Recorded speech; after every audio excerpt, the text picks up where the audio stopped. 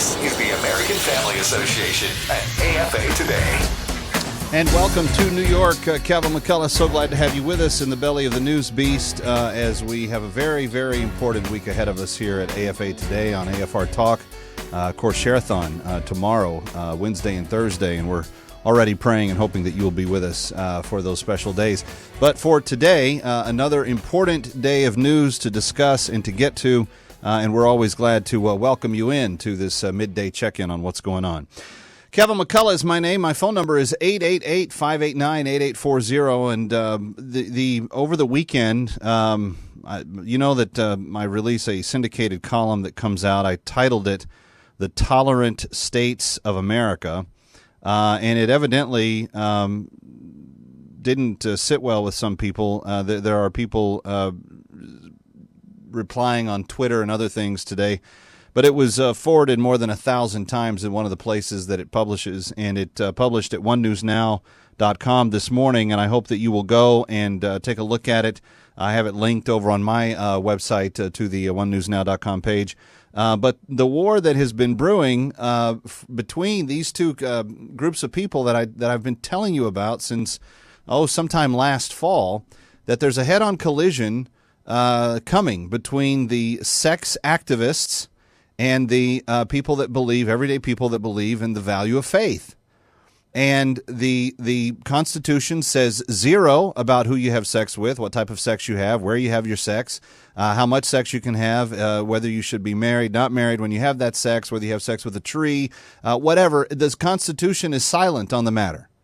It doesn't say one silly little thing about something that is pretty silly. At the other end of the spectrum, that supposed now unfounded constitutional right that is being argued and bitterly disputed in different regions of the press, bitterly disputed, that concept that the Constitution should be used to protect how I have sex, when I have sex, who I have sex with, everything about sex, that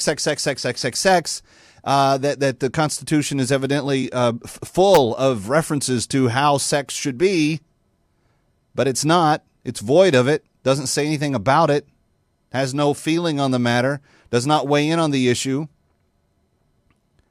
But that's on one side of the debate. The other side of the debate, the fact that people have an inherent and divinely gifted right to practice their faith as they see fit is defined in the Constitution.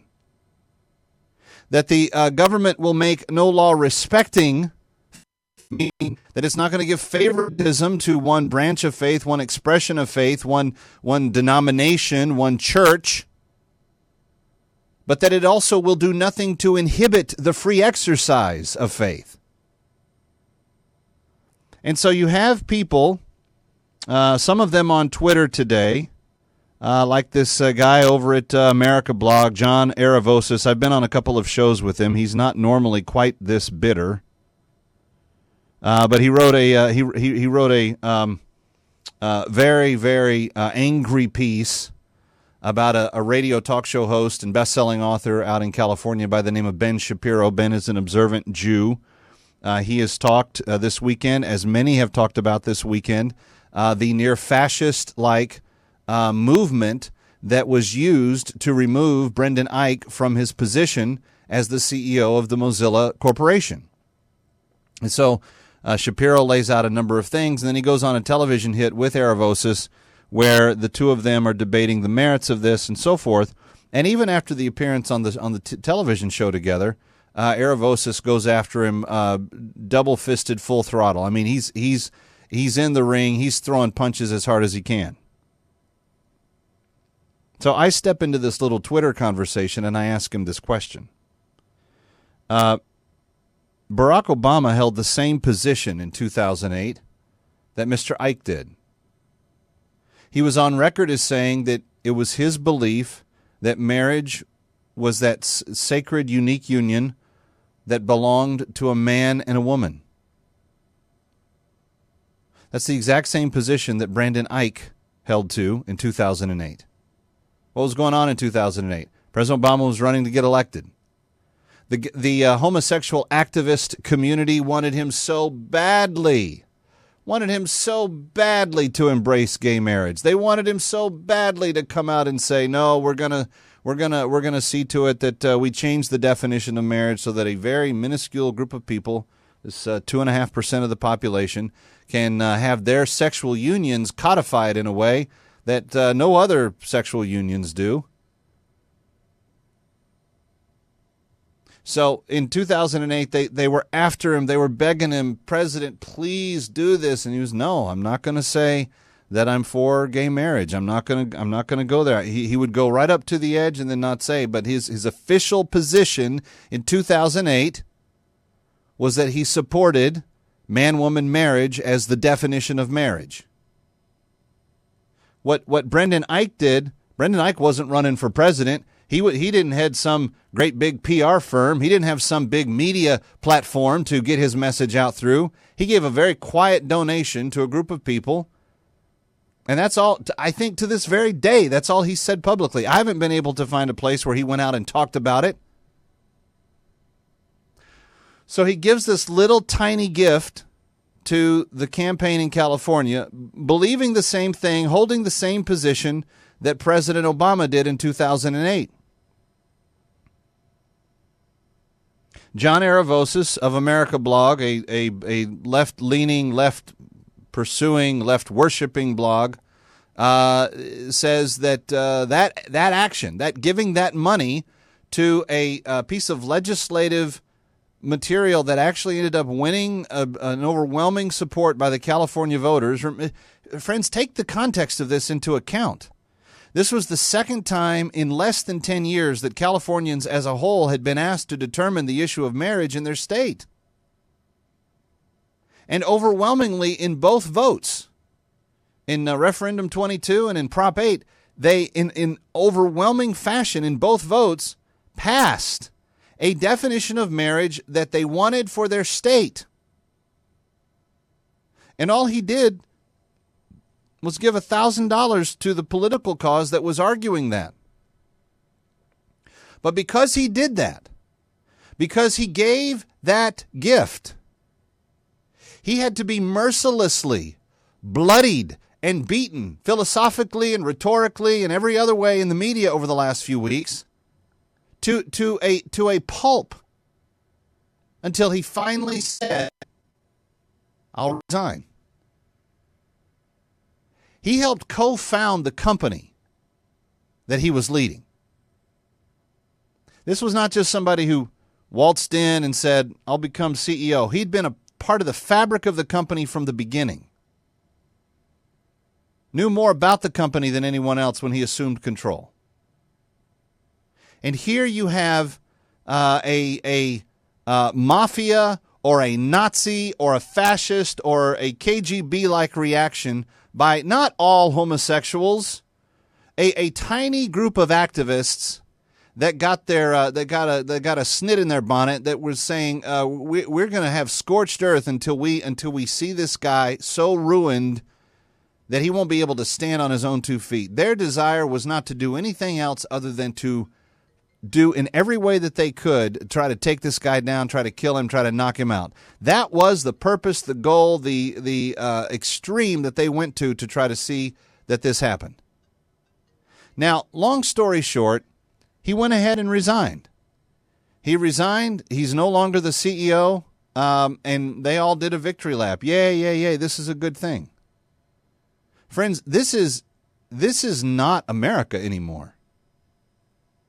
This is the deliberate squelching of free speech.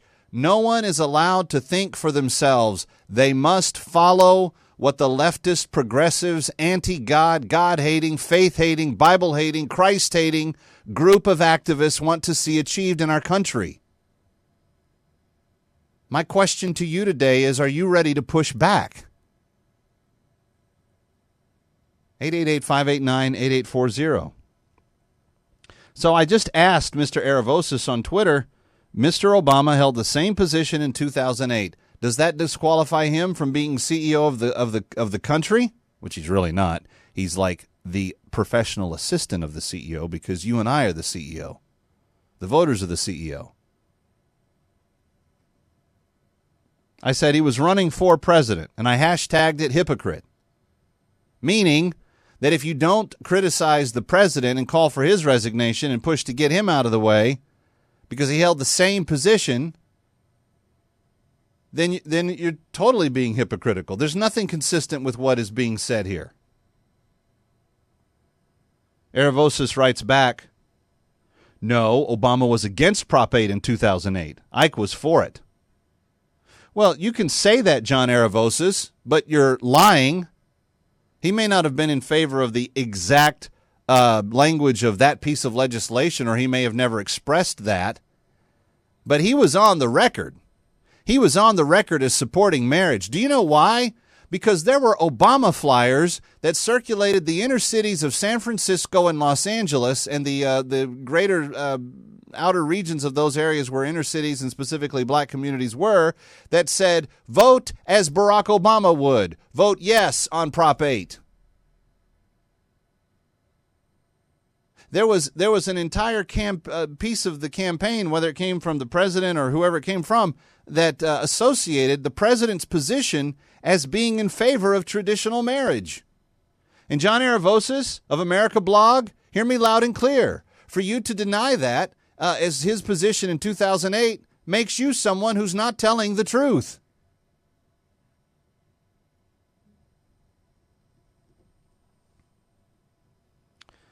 He also goes on to make a bunch of assumptions in his follow-ups to me on Twitter. He said, and Obama was good in every other gay rights issue way, unlike you guys who generally hate our living gut. John, I don't hate you. I don't hate you at all. I don't hate anybody. I try to forgive everyone. There was a young man who did something very inappropriate to one of my sisters when I was just a teenager, and I even have attempted to forgive him over the years, but that's the closest I've ever come to not forgiving somebody. This isn't an issue of hating a group of people or not hating a group of people. This is an issue of people who take their faith very seriously. By the way, a faith that teaches us to love and to be tolerant of those who disagree with us vehemently, as you do. But our faith constrains and informs us. Our faith says this is the pattern by which you should live your life, and here are the things that are right and wrong within that system of thinking. It is a worldview, and it is something that saturates us 24 hours a day. We don't vary from it.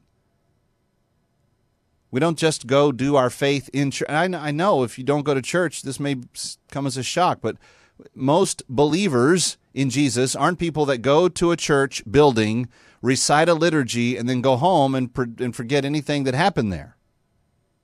There may be some who do that. But for the vast majority of Bible-believing Christians around the world, there is a sacred association with sex and marriage. And to say that we're not allowed to even believe what our faith instructs us to believe it goes beyond bigotry on your part.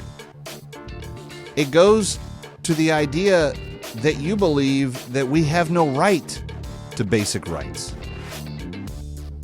constitutional rights, rights that are found in the Constitution, unlike who you have sex with, where you have sex, how much sex you have, what type of sex you want to have, who you're going to have sex with tomorrow, who you had sex with last night.